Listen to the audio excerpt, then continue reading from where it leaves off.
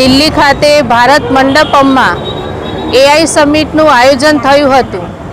વિદેશમાંથી કેટલાય લોકોએ એમના રાષ્ટ્ર પ્રમુખોએ જ્યારે એઆઈ સમિટમાં હાજરી આપી હતી, આપણા દેશને યજમાન બનવાનો મોકો મળ્યો હતો, ત્યારે એવા સમયે ભારત દેશને લાંછન લાગે એવી પ્રક્રિયા કોંગ્રેસ દ્વારા કરવામાં આવી છે। એમના યુથ કોંગ્રેસના લોકોને મોકલીને જે અભદ્ર વર્તન કર્યું છે, અભદ્ર રીતે એમણે જે વાણી વિલાસ કર્યો છે, તેના વિરોધમાં આખા દેશમાં એક જ્વાળા ભભૂકી ઉઠી છે કે આ ભારત દેશને બદનામ કરવાનું જે કાવતરું કર્યું છે। અહીંયા હિંમતનગરમાં પણ જિલ્લા કક્ષાનો મહિલા મોરચા દ્વારા આયોજિત આ વિરોધ પ્રદર્શન અમે ધરણાનો કાર્યક્રમ પણ રાખ્યો છે। મહિલા મોરચાની તમામ બહેનો સહિત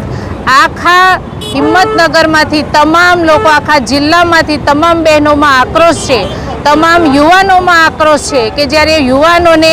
આપણી પેઢીને આગળ લઈ જવા માટે આદરણીય વડાપ્રધાન શ્રી મોદી સાહેબ આટલું કાર્ય સારું કરી રહ્યા હોય, ત્યારે એક ભારત દેશને બદનામ કરવા માટેનું આ કોઈ